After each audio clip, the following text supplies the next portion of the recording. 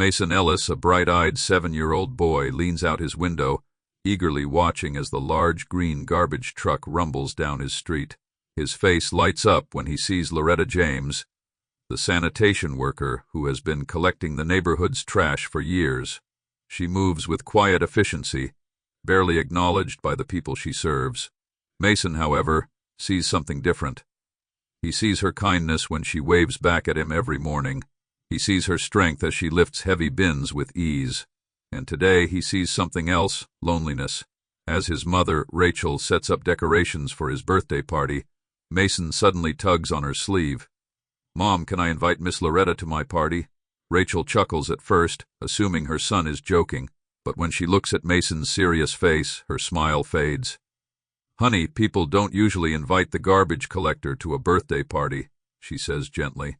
"Why not?" Mason asks. "She works really hard, and she's my friend." Rachel hesitates.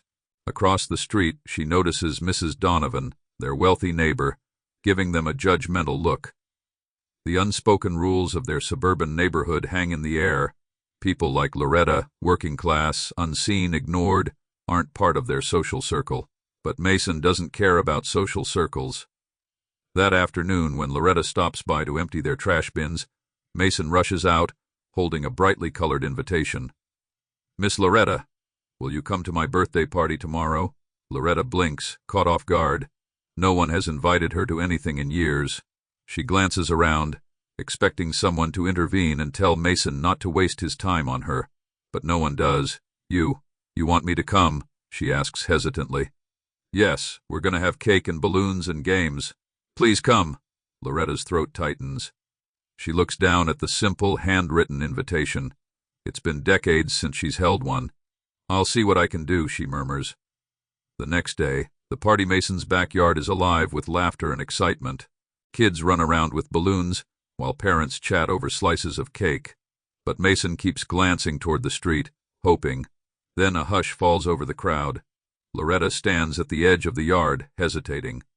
She's wearing her cleanest work uniform, but it still doesn't match the polished outfits of the other guests. She clutches the invitation like a lifeline. Mason beams and rushes over. "You came!" But before Loretta can respond, Mrs. Donovan mutters loudly, "Why is she here?" Rachel stiffens. Some of the parents exchange awkward glances, but Mason isn't paying attention to any of them. He proudly grabs Loretta's hand and pulls her toward the table. "Come on, you have to try the cake." Loretta hesitates, then takes a deep breath and follows him. The unexpected twist as Loretta sits down. Some parents start whispering. She can hear them. She knows this kind of judgment all too well, and then a man in a sharp suit suddenly gasps. "Wait a minute, Miss James?" Loretta turns, puzzled. The man looks familiar, but she can't quite place him. "It's me, Devin Sanders. I was in your third-grade class." A shocked murmur spreads through the crowd. More people look up, recognition dawning. You were a teacher?" Rachel asks. Loretta nods slowly. "Many years ago." Devin grins. "She wasn't just any teacher. She was the best. Miss James, you changed my life. You taught me to believe in myself." Another guest, a woman in a business suit, steps forward. "Wait, Miss James, I had you in 4th grade.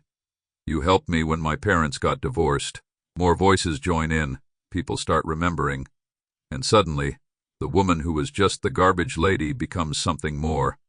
She becomes the teacher who shaped their childhoods, the mentor who encouraged them, the person who believed in them when no one else did. The heartwarming ending. Loretta wipes away a tear as more of her former students come forward, sharing stories of how she impacted their lives. Rachel steps up, guilt washing over her.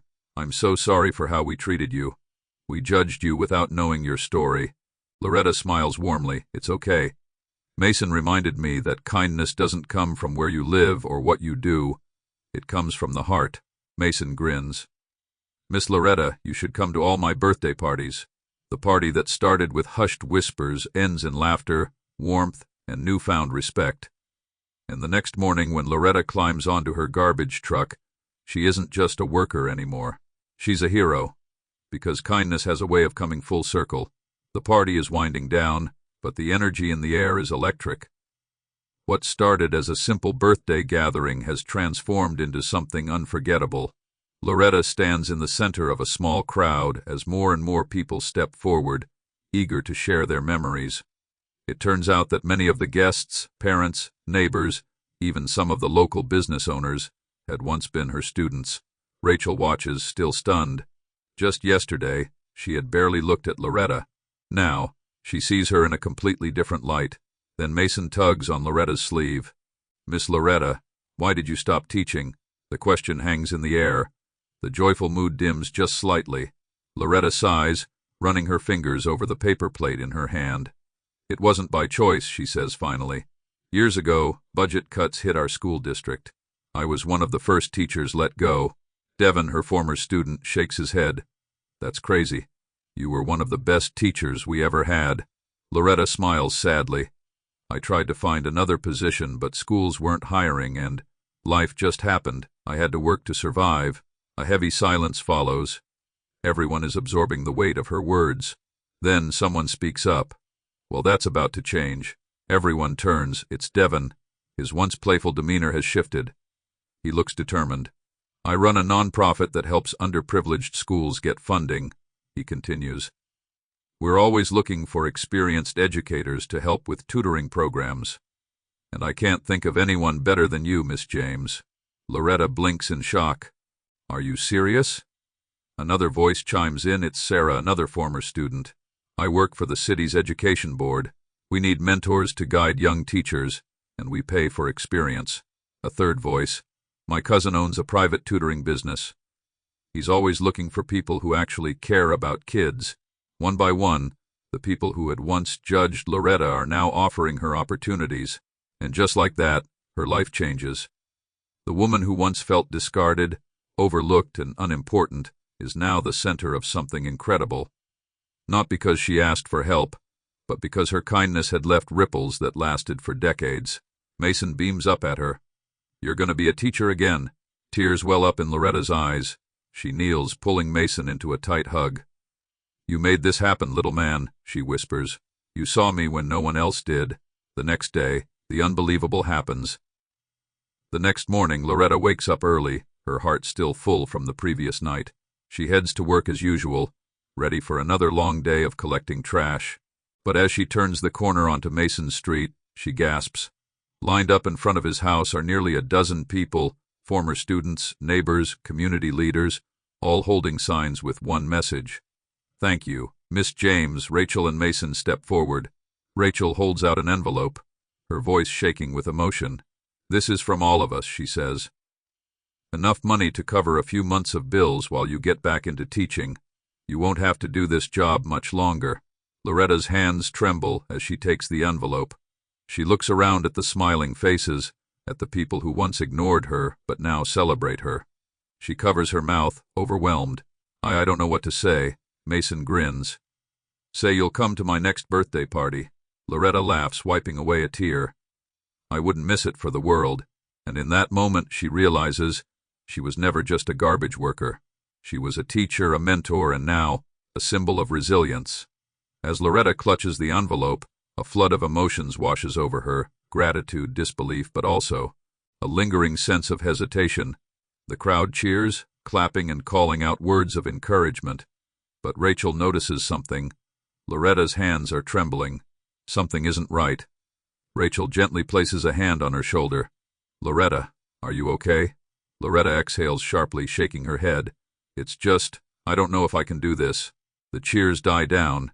Confusion spreads across the faces in the crowd. Mason looks up at her, concerned. "But, you want to teach again, right?" Loretta nods quickly. "More than anything. But..." She looks down at her hands, roughened from years of labor. "What if I've been out of the game too long? What if I've forgotten how to teach? What if..." A voice cuts through the silence. "Miss James." Everyone turns. Standing at the back of the crowd is an elderly man in a neatly pressed suit. His silver hair gleams under the morning sun, and his piercing blue eyes lock onto Loretta's. Loretta freezes. Her lips part slightly. "Mr. Caldwell?" A murmur runs through the crowd. Rachel leans toward Devin. "Who's that?" Devin's eyes widen. "That's Dean Caldwell, former principal of Eastwood High." Loretta takes an uncertain step forward. "What are you doing here?" Caldwell smiles. I had to see it for myself. The teacher I had to let go, the teacher who should have never been let go, getting the recognition she's always deserved. Loretta swallows hard, emotions bubbling to the surface. I never blamed you, she whispers. Caldwell nods. I know, but I blamed myself every single day. He looks around at the crowd. Miss James didn't just teach students, she changed lives. A hush falls over the street. Then Caldwell steps closer, reaching into his pocket. He pulls out an envelope, thicker than the one Rachel gave her, and presses it into Loretta's hands. This is more than an apology, he says. It's an offer. Loretta's hands shake as she opens the envelope. Her breath catches. It's not money. It's a contract, with her name printed at the top. Rachel leans over her shoulder, reading aloud. Director of Educational Outreach, Eastwood High. Loretta's head snaps up. This is a job, Caldwell nods. Not just any job. We're launching a mentorship program for struggling teachers.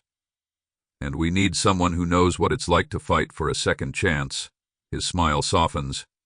I can't think of anyone better for the role. The silence is deafening. The entire crowd holds its breath.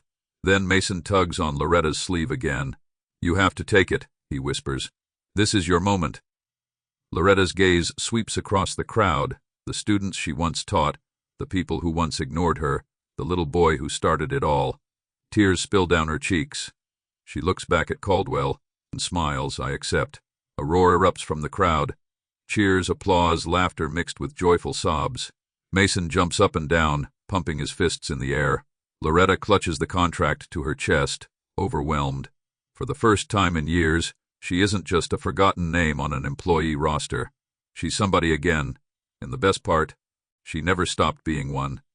The roar of applause continues, but for Loretta everything seems to slow down.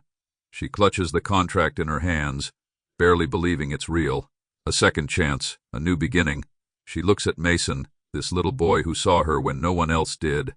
His face is beaming with pride, his small hands clapping as if he just won something too. Tears stream down her face. Mason, she whispers, kneeling beside him. I don't even know how to thank you. Mason shrugs. You don't have to. You're my friend. Her heart clenches. Then Mason's mother steps forward. Miss James, she says gently, placing a hand on Loretta's shoulder. You gave my son something priceless, a lesson in kindness. Now it's our turn. She turns to the crowd. We're going to make sure Miss James gets back on her feet. Man raises his hand. I own a clothing store. I'd love to help with a new wardrobe for her first day on the job. Another woman calls out, I run a community outreach program. We can help with transportation until she gets settled. Someone else. I have a spare guest house she can stay in rent-free until she gets her first paycheck. The offers keep pouring in. Loretta stands there, stunned, watching as the same people who once ignored her now rally around her. For the first time in years, she feels seen. Mason tugs on her sleeve again. Told you, he grins. You belong here. A laugh bursts from Loretta's lips.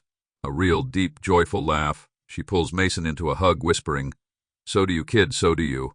The scene fades with cheers and celebration, proof that kindness is never wasted, and that sometimes the people we overlook are the ones who have the most to give. One little boy didn't see a homeless woman. He saw a person, and that changed everything. This is the power of kindness, of second chances, of seeing people for who they truly are. If you believe in stories that move, inspire, and matter, subscribe to Dark Side of Luna. We have 1,000 more stories that will make you feel. Click that button. Join the movement, because everyone deserves to be seen.